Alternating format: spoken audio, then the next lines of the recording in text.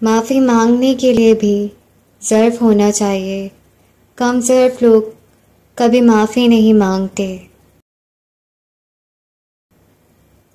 खौफ़े खुदा एक ऐसा चिराग है जिसकी रोशनी में नेकी और बदी साफ नज़र आती है।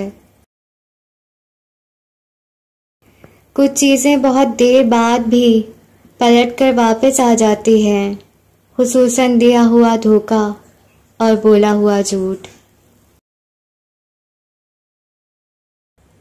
लोग दिल दुखाकर हमें तोड़कर चले जाते हैं।